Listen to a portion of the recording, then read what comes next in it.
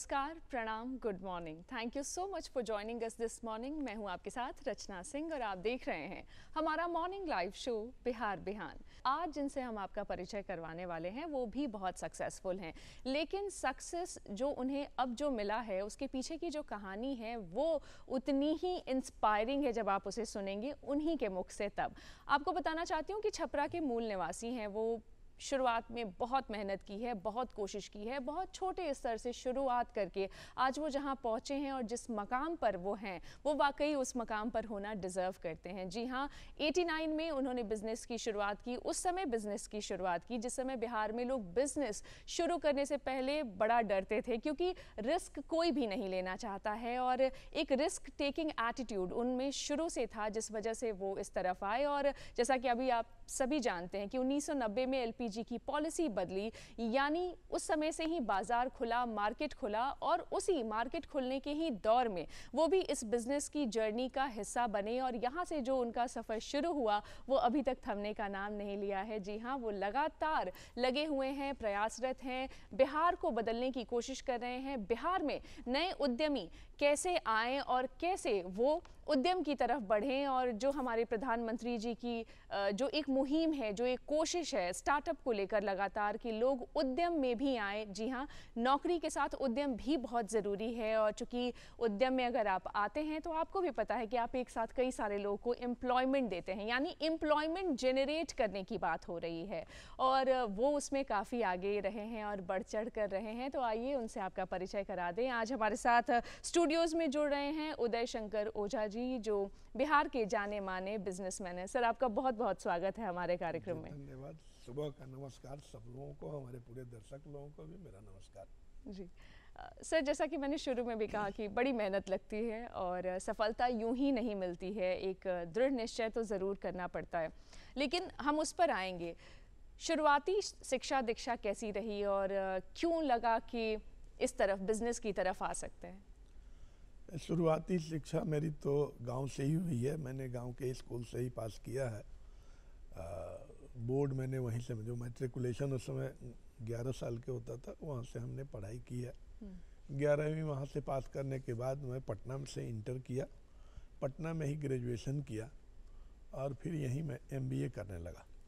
क्योंकि मेरी ललक थी कि मैं बिजनेस करूँगा, तो बिजनेस करने के लिए मैं बिजनेस मैनेजमेंट की पढ़ाई करना भी उचित समझा। पूंजी नहीं था तो नौकरी करना भी ज़रूरी था। बिजनेस करने के पहले तो पैसा चाहिए, तो मैं नौकरी किया। कैंपस में ही मेरा सिलेक्शन हुआ था, 2-3 जगहों पे हुआ था, लेकिन पटना रहना चाह रहे थे, इसलिए पटना बेस्ट जो नौकरी मिली उसको मैंने सेलेक्ट किया और मैं नौकरी करते रहा। नौकरी करने के दरमियान में ही, चूँकि ऑटोमोबाइल का मुझे एक्सपीरियंस हुआ, मैं जिस कंपनी में काम करता था उनका ऑटोमोबाइल का भी बिजनेस था। स्टार्ट तो जो मैं किया वो फ्रेंच बेस्ड कंपनी थी, जो यहाँ कलर लैब का शुरुआत उस समय हो रहा था, नहीं तो पुरानी टेक्नोलॉजी थी, तो वो मशीन से शुरू हुआ था। फिर जब ऑटोमोबाइल के बिजनेस में मैं गया तो मुझे उसमें ज़्यादा रुचि आई, गाड़ियों का शौक़ था मुझे, तो मैं ऑटोमोबाइल में ही अच्छा काम करने लगा। बहुत जल्दी ही प्रमोशन पाया, मैं मैनेजर बना। और ऑटोमोबाइल फाइनेंस में बड़ी कठिनाई होती थी बिहार में। अच्छा। उन दिनों बैंकर्स बहुत कम थे, फाइनेंस बहुत कठिन काम था, प्राइवेट फाइनेंस कोई था नहीं। मुझे कांटेक्ट हुआ एक कलकत्ता के किसी फाइनेंस कंपनी से, जो बड़ी कंपनी थी, लेकिन बिहार में वो आना नहीं चाहती थी। तो किसी तरह मेरे ऊपर उन लोगों ने, हमारे और लोगों के ऊपर जो भरोसा करके उन्होंने अपना फंडिंग मुझे दिया। अच्छा। और तब से हमने बिजनेस शुरू किया फाइनेंस का, ऑटोमोबाइल फाइनेंस, और मैं नौकरी 89 में छोड़ के अपनी कंपनी बना लिया। सर, थोड़ा समझना चाहते हैं इस तरफ भी कि जिस समय आप MBA करने की सोच रहे थे, उस समय आप ही के एज ग्रुप के कई सारे ऐसे लोग होंगे जो UPSC की तैयारी और बाकी सारी गवर्नमेंट जॉब्स के लिए जा रहे होंगे। ये एक थॉट प्रोसेस होना भी बहुत एक बड़ी चीज़ होती है कि हम अपना कुछ बनाएंगे, मेरा कुछ सेल्फ होगा, और ये बहुत ज़रूरी चीज़ है। 89 में जब आप बिजनेस में आते हैं और जब आपको लगता है कि ऑटोमोबाइल में आप अच्छा कर सकते हैं और बेटर कर सकते हैं, इस तरफ जब आप आते हैं, चैलेंजेस और हर्डल्स कैसे कैसे रहे? क्योंकि यहाँ ट्यूनिंग करना इम्पॉर्टेंट हो जाता है, क्योंकि खुद ही आप इनिशिएट कर रहे होते हैं, तो सारी चीज़ें आपको खुद ही करनी पड़ती है। कैसा रहा वहाँ से फिर सफर? कठिनाई तो थी, क्योंकि मैं अपने जनरेशन का पहला आदमी था। अच्छा, जो बिजनेस करने का फर्स्ट जनरेशन था, और मुझे कोई सपोर्ट करने वाला उस तरह का नहीं था। मुझे कोई गाइडलाइन भी देने वाला नहीं था, गवर्नमेंट नॉर्म्स क्या है। पैसे की भी कमी थी, पैसा से बिजनेस होता है, जितना पैसा लगाएंगे उतना उसी हिसाब से कमाएंगे। थोड़ा सा रिस्क था, थोड़ा सा नहीं था लेकिन ज़्यादा ही कहिए तो था। जो मैंने 5 साल नौकरी करके बचाया था, उसी से शुरुआत किया था। तो कभी कभी लगता था कि जो कमाया वो भी नहीं गंवा के फिर मुझे नौकरी में जाना पड़े, थोड़ा सा कभी कभी लगता था। लेकिन मैंने कभी हिम्मत नहीं हारी और हम अपना बिजनेस में लगे रहे। ऊपर वाले की कृपा बनी रही, जो हमको अच्छे लोगों से संपर्क होते रहा। उसी में हमको कुछ बड़े फाइनेंसर मिल गए कलकत्ता से, जिन लोगों का पैसा लेकर के हम लोग यहाँ ऑटोमोबाइल फाइनेंस शुरू कर दिए। और बिहार में छोटा सा फाइनेंस पटना से शुरू करते करते धीरे धीरे मैं पूरे बिहार में फाइनेंस करने लगा। स्पेशली नॉर्थ बिहार की, चूँकि हम रहने वाले हैं तो नॉर्थ बिहार ज़्यादा जाना हुआ था, तो वहाँ से हम लोगों का फाइनेंस ज़्यादा हुआ। 4 चक्के की कार से शुरू किया हमने, बाद में बस ट्रक वगैरह सब करने लगे कमर्शियल में। फिर तब तक धीरे धीरे लोग भी जानते रहे, मैं लोगों को जानते गया, साख विश्वास बनते गई कंपनी का मेरा, तो मनोबल उसी में बढ़ता है, मनोबल बढ़ा। बिल्कुल। और लोगों का सपोर्ट मिला, हमारे कुछ सहभागी लोग हुए, हमारे पार्टनर लोग भी रहे। वहाँ से करते हुए इस बीच 2004 में यहाँ काम करना बहुत शुरू हुआ, कंस्ट्रक्शन का काम बहुत शुरू हुआ बिहार में। जी, जी। 2004 से एक नया दौर आया, जो कंस्ट्रक्शन का बहुत काम शुरू हुआ, तो उसमें कंस्ट्रक्शन इक्विपमेंट्स का बहुत सेल शुरू हो गया। तो मैं कंस्ट्रक्शन इक्विपमेंट्स का भी बिजनेस में घुस गया, ऑटोमोबाइल के साथ, ऑटोमोबाइल में ही। तो कंस्ट्रक्शन इक्विपमेंट्स का मैं डीलरशिप लिया। अच्छा। और कंस्ट्रक्शन इक्विपमेंट्स खूब बिके, हम लोग कमाए उससे। मनोबल और इस हिसाब से बढ़ते गया कि मैं अकेला चला था, अकेले से 3 हुए, 3 से फिर बढ़ते बढ़ते हमारे 100, 200। मुझे ये संतुष्टि मिली कि मैं 100 आदमी को रोजगार दे रहा हूँ। जी बिल्कुल, हाँ। तो और हम अभी इसी पे आने वाले भी हैं सर, कि नेतृत्व फिर यहाँ बहुत अहम हो जाता है। और जब आप कह रहे हैं कि, और जैसा कि मैंने शुरू में भी कहा था कि एम्प्लॉयमेंट जनरेट करने की बात होनी चाहिए अब, और उस दौर में जब आप ये कर रहे थे, नेतृत्व कैसे करते हैं, क्या चैलेंजेस आते हैं नेतृत्व करने में? क्योंकि टीम तो होती है लेकिन ऑब्वियसली आपको उसको मैनेज करना पड़ता है। जी हाँ, नेतृत्व करने में चैलेंजेस यही है कि आपका राइट पर्सन सिलेक्शन होना चाहिए। अच्छा। मैं अपने यहाँ किसी को सेलेक्ट करने के पहले इंटरव्यू में उसकी बहुत योग्यता नहीं से मतलब नहीं रखता। अच्छा। मैं रखता हूँ कि उसको इंटरेस्ट है कि नहीं। मैं पहले ही बोलता हूँ कि अगर आपको ऑटोमोबाइल में इंटरेस्ट है, इस बिजनेस में इंटरेस्ट है, तो अपना समय लगाओ, नहीं तो मेरा भी समय खराब होगा, आपका भी होगा। 1 साल करोगे, फिर ऑटोमोबाइल छोड़ के दूसरे लाइन में चले जाओगे, फिर तीसरे, तो तेरा ये एक्सपीरियंस बेकार हो जाएगा। तो अच्छे लोगों के साथ काम करने में ये अलग लगता है। अब जो इंटरेस्टेड लोग मेरे साथ हुए, उन लोगों के साथ चला। बाकी तो टीम में मान के चला जाता है कि कुछ ऐसे लोग भी होते हैं जो नहीं करने वाले भी होते हैं।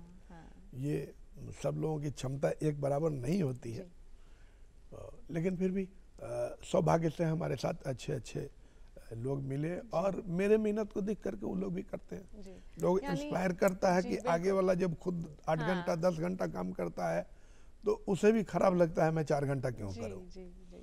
तो इस हिसाब से वो करने लगा। रह गया टीम गाइड करने का, तो मैंने एक डीलरशिप से शुरू किया, धीरे धीरे जैसा कि मैंने बताया पूरे बिहार में आज के डेट में मेरा कहीं कहीं है, पूरे बिहार में है। अगर आप साउथ बिहार में बात करें तो सीधे झारखंड के बॉर्डर पे है, फिर इधर पूर्णिया में है, फिर गोपालगंज में है, तो अलग अलग लोकेशन पे है।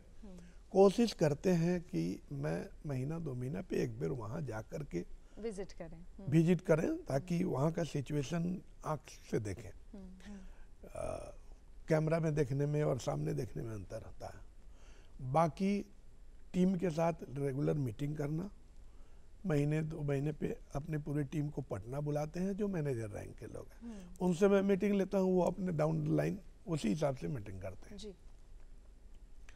और उसके बाद चूँकि आने होने में भी परेशानी हो, उतना नहीं हो सकता है, तो हम लोग टीम मीटिंग मतलब जूम मीटिंग, टीम मीटिंग इस तरह का कुछ ऑर्गेनाइज करते हैं। मैंने ऑनलाइन मीटिंग भी कर लेते हैं वीडियो कॉल के माध्यम से।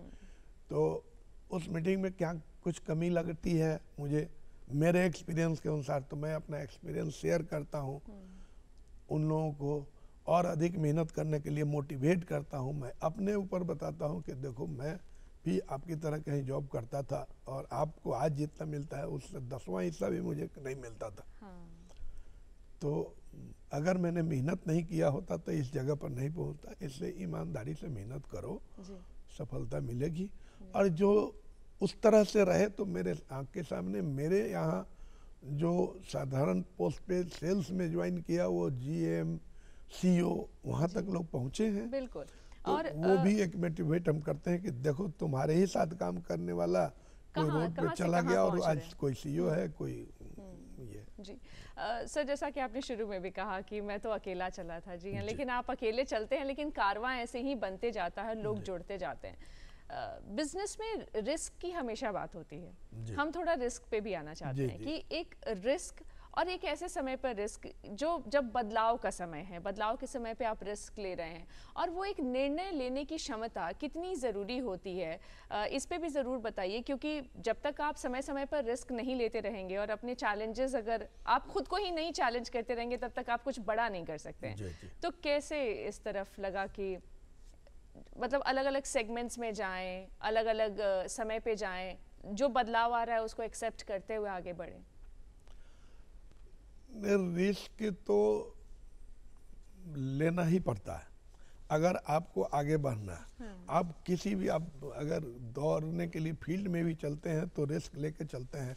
हो सकता है गिर जाए, हो सकता है पैर में चोट आ जाए।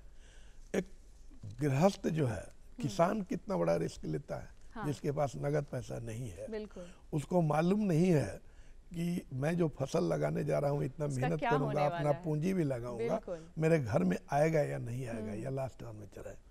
तो वो एक किसान जब ले सकता है तो मुझे भी लेने में क्या है।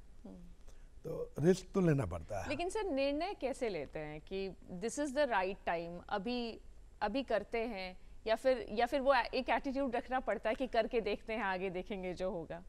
हाँ, करके देखते हैं जो आगे होगा समय के अनुसार। और समय आप ईमानदारी से करेंगे तो समय भी आपका साथ देता है। काम करने वाले का ही समय साथ देता है, वो भाग्य से नहीं होता है, मेहनत से ही भाग्य आता है।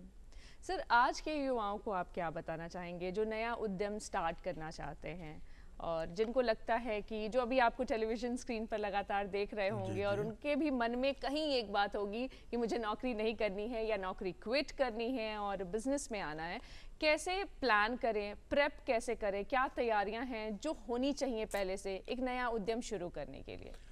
नए लोगों को मैं ये ज़रूर बताऊंगा, क्योंकि मैं तो बिहार गवर्नमेंट ने जब मैं MBA किया था उस समय एक प्रोग्राम कराया था इंडस्ट्री डिपार्टमेंट ने। उसमें मुफ्त में लोगों को पढ़ने की और 1 महीना तक मुफ्त में पढ़ाई, 1 सप्ताह तक रख के रेजिडेंशियल खिलाना पिलाना करके प्रोग्राम बनाया था बिडको करके। अच्छा। और उसका भी सर्टिफिकेट हम लोगों को दिया। उसका उद्देश्य यही था कि हमारे लोग उद्यमी बने और इसके लिए BSFC बहुत कुछ कर रही थी।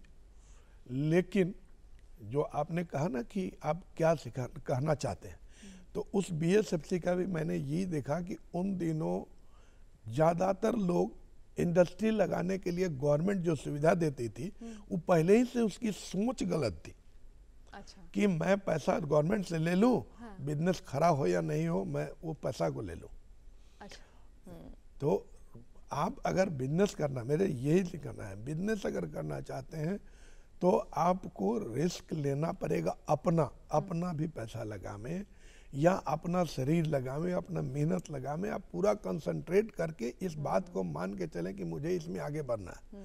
छाने के बिजनेस नहीं होता।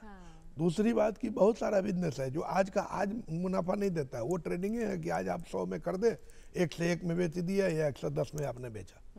लेकिन ज्यादातर बिजनेस ऐसा है कि आज लगाएंगे तो हो सकता है आज रिटर्न नहीं आता, ठहराव रखना पड़ेगा। तो ठहराव रखना पड़ेगा। अब बहुत लोगों का जो हमारा ऑटोमोबाइल का बिजनेस का स्टैंडर्ड माना जाता है 2 से 3 साल पे ब्रेक इवन आता है। अच्छा। तो अब कोई बिजनेस किया, कहीं से पैसा लगाया या कुछ भी किया, चाहे वो अपने घर का लगाया या बैंक का लगाया, कहीं से भी इन्वेस्ट किया, और वो अगर सोचता है कि हम अगले साल अब तो लॉस जाने लगा और वो बैक हो गया या उसको दिमाग पे ज़्यादा जोर आने लगा, वो डिमोटिवेट हो गया, तो गलत चीज़ है। इसलिए डिमोटिवेट मत होइए। मैं जो भी होगा उन सबको बोलता हूँ कि आप मान के चलो कि आप एक पौधा लगाते हो तो उसको तैयार होने में समय लगेगा। आप जिस बिजनेस को शुरू कर रहे हैं, कोई 6 महीना में हो सकता है, कोई 2 साल, कोई 3 साल और 4 साल में भी वो पनपेगा। लेकिन जो जितना देर से आता है, उभरता है, वो ज़्यादा फल देता है, वो ज़्यादा टिकता है। बिल्कुल। मैंने जैसा कि आपको एक किसान के बारे में बताया, वो भी तो पेशेंस लगा करके आज लगाता है और वो फल काटता है या उसका फसल जो काटता है उसको 6 महीना लगता है, 5 महीना लगता है। और उसी में धूप, धूल, बरसात सब कुछ बर्दाश्त करते हुए। कभी ऐसा भी होता है कि एक बार बाढ़ आया, सबको ले गया, सब खत्म हो गया, तो ले गया तो फिर अगले साल करेगा, प्रयास करते रहो। सर, बिजनेस में प्रतिस्पर्धा की भी हमेशा चर्चा होती है, कॉम्पिटिशन्स हमेशा होंगे। कॉम्पिटिशन से कैसे डील करना चाहिए? देखिए, कंपटीशन तो अच्छी बात है अगर हम पॉजिटिव ले तो। अच्छा। जैसे प्रतिस्पर्धा और ईर्ष्या थोड़ा सा ही अंतर है। प्रतिस्पर्धा में मतलब है कि आप जहाँ हैं मैं भी उसी लाइन में हूँ, तो मैं कोशिश करता हूँ कि हम आपसे बड़े हो जाएं। लेकिन आपको छोटा करके और मैं बड़ा दिखूं, ये ईर्ष्या हो गई, ये अच्छी बात नहीं है। और बिजनेस में अगर इस तरह की बात कोई सोचता है तो वो उसका पूरे बाजार में, मार्केट में ये जाता है कि ये डिस्ट्रक्टिव माइंड है, मतलब क्रेडिट खराब होता है, क्रेडिट आपका खराब होता है। इसलिए वैसा नहीं सोचनी चाहिए। जी, बाकी तो अच्छी बात है। जी। सर, चूंकि आप इतने लंबे समय से बिजनेस में रहे हैं और आपका भी एक दौर होगा, आप भी जब युवा होंगे और लगता होगा कि एक्सपेक्टेशंस फैमिली की भी बहुत होती हैं, अपनी भी कुछ बहुत इच्छाएं होती हैं कि हम भी ज़रा ये कर लेते, ज़रा यहाँ चले जाते, वहाँ घूम लेते या परिवार के साथ समय स्पेंड करते। ये भी जानना चाहती हूँ कि अपने लिए कैसे वक्त निकालते हैं और खाली समय में आप क्या करना पसंद करते हैं, और क्या खाली समय में कोई एक हॉबी होना वाकई ज़रूरी है आज के समय में, क्योंकि काम का प्रेशर इतना ज़्यादा है कि कुछ एक हॉबी भी रखनी ज़रूरी है। तो हॉबीज़ भी आपकी जानना चाहेंगे। मेरा सबसे बड़ा हॉबी जो है घूमना, ट्रैवल करना। तो अब संजोग कहिए या मेरे किस्मत की बात कहिए कि मैं ऑटोमोबाइल यही बिजनेस में आया जी। तो ऑटोमोबाइल में तो घूमना ही घूमना है, हर डीलरशिप पे, विन-विन सिचुएशन पे। जब फाइनेंस का काम भी ऑटोमोबाइल में करते थे तो पूरे बिहार का दौरा होता था और आप बोलते थे कि कैसे मन लगाने का। तो अब बिहार के किसी कोना में गए, दिन भर काम किए, शाम को जो मेरे साथ दोस्त लोग हैं, दोस्त हैं, कलीग हैं या हमारे जूनियर ही है, उसके साथ एंजॉय कर लिया। एंजॉय इन द सेंस कि कभी उसको ये बोर नहीं होने दिया कि बड़ा कठिन काम था ये दिन भर जो हमने काम किया। दिन में काम किया तो क्या उपलब्धि मिली, ये जब दिखाते हैं ना आप, तो आपको बड़ी खुशी होती है। तो वैसे ही हम लोगों का समय गया। आज के डेट में भी अगर मुझे समय मिलता है तो हम ट्रैवल करना पसंद करते हैं। हालांकि आज के दौर में हर कंपनियां, जिसके भी आप डीलर हैं, मतलब ये हम केवल ऑटोमोबाइल की ही बात नहीं करते हैं, तो वो लोग भी अभी ट्रैवल बहुत कराते हैं लोग। अच्छा। तो आपका कभी डीलर प्रोग्राम कराएंगे लोग दूसरे शहरों में, दूसरे कंट्री में। तो संयोग से हम लोगों को भी हर साल 2-4 कंपनियां हैं तो 2-4 जगह जाने का दूसरे देशों में मौका मिलता है। तो वो भी मेरा हॉबी जो था वो भी इसी में मुझे मिलता है, पूरा हो जाता है, इसलिए मैं खुश रहता हूँ उसमें। जी सर, वेरी क्विकली जानना चाहते हैं कि जो युवा उद्यमी हैं उनको क्या कुछ स्पेशल टिप्स आप देना चाहते हैं जो बिजनेस शुरू करना चाह रहे हैं? उनको मेरा यही सजेशन रहेगा कि आपको जिस बिजनेस में मेहनत आए, मैंने मन लगता है उसी में मेहनत करो। जी। अगर आपका इच्छा है ऑटोमोबाइल में तो इच्छा में जाओ। आपको अगर लगता है कि नहीं हम किसी हमको बहुत कपड़े का शौक है, हाँ। तो हम किसी टेक्सटाइल कंपनी में जाएं, हम किसी रेडीमेड कंपनी में जाएं, उसमें बहुत सारे स्कोप हैं, उसमें भी आपको आगे बढ़ने का, या तो आप नौकरी या बिजनेस किसी भी चीज़ में, अगर आपको बिजनेस में भी है कि नहीं हम टेक्सटाइल में जाएंगे तो आप टेक्सटाइल में जाइए। अब आप कोई इंडस्ट्री लगाना चाहते हैं तो आप उसमें जाइए, आप फिल्म में ही जाना है फिल्म के बिजनेस में जाइए, लेकिन जिसमें आपको इच्छा, जबरदस्ती का थोपा हुआ कि मेरे पिताजी ने कहा है, मेरे भैया ने कहा है, या हमारे किसी रिलेटिव वैसा वही बिजनेस करके बढ़े हैं, तो वैसा नहीं करना चाहिए। आपको जिसमें मन हो, चूंकि इच्छा से किया हुआ काम वो ज्यादा करने में मन लगता है। तो और इसका कोई सेट दूसरा रूल कुछ नहीं करना है? है, हाँ, नहीं तो टास्क लगेगा। हाँ। मेरे कहने से अगर आप कुछ करते हैं तो आपको टास्क लगेगा। और मेरा जो मन है, जो मेरा हॉबी है, जिसमें हम उसमें घुसेंगे तो हम जितना भी करें हम इंटरेस्ट से करेंगे। बिल्कुल जी। तो इंटरेस्ट होना बहुत इम्पोर्टेंट है, इंटरेस्ट होना बहुत जरूरी सबसे है, जरूरी जिसमें चीज है। इंटरेस्ट हाँ। हो उसी में करें। और जब एक बार ठान लिया कि हम इसमें घुस गए तो आपने सेलेक्ट किया है, वो अपने मन से आपने सेलेक्ट किया है, अब उसमें आप ईमान से पूरे तन मन से अपने को लगाएं और मेहनत करें। जी जी। एक आखिरी सवाल सर, बहुत छोटा सा सवाल है कि फेलियर से हर किसी को डर लगता है, और जब आप एक ह्यूज अमाउंट, एक बड़ा कैपिटल जब आप लगा देते हैं कहीं, तो डर थोड़ा और बढ़ जाता है। इसीलिए लोग सेफर साइड पर जाना चाहते हैं कि चलो जॉब कर लेते हैं, उसमें उतना रिस्क नहीं है। बिजनेस में चूंकि रिस्क बहुत ज़्यादा है, फेलियर के चांसेस हैं, कई ऐसे उद्यमी और कई ऐसे व्यवसायी लोग को हम लोग जानते हैं, खुद जानते हैं, जिनके एक नहीं दसों बिजनेस फेल हुए हैं। तो फेलियर से कैसे बचें और फेलियर अपने ऊपर हावी ना होने दें, इसके लिए क्या कुछ कर सकते हैं? देखिए, आप कुछ काम करते हैं तो फेलियर कभी कभी हो भी जाते हैं। आप खाना खाते हैं तो जूठन गिरना है, इस बात को मान के चलिए। लगातार बारिश होगी तो कुछ सीपेज आएगा घर में, लाख आपने छत बनाया, उससे आप घबराएं नहीं। फेल्योर का मतलब यही हुआ कि आप बिजनेस कर रहे हैं तो कभी नुकसान हो गया, अपने गुडविल और को बचाए रखें और अपने हिम्मत को बचाए रखें। मार्केट आपको फिर से पैसा दे करके उठा देगा। जी जी, बिल्कुल। मैंने भी कुछ और बिजनेस किया था जिसमें हम फेल किए और बहुतों का नुकसान दिया। जैसे हम फिल्म डिस्ट्रीब्यूशन का काम किए थे, अच्छा। जिसमें बहुत ह्यूज अमाउंट लगता है और वो कंप्लीट जुआ है, रिस्क तो वो कंप्लीट रिस्क है। वो गए तो गए। हाँ।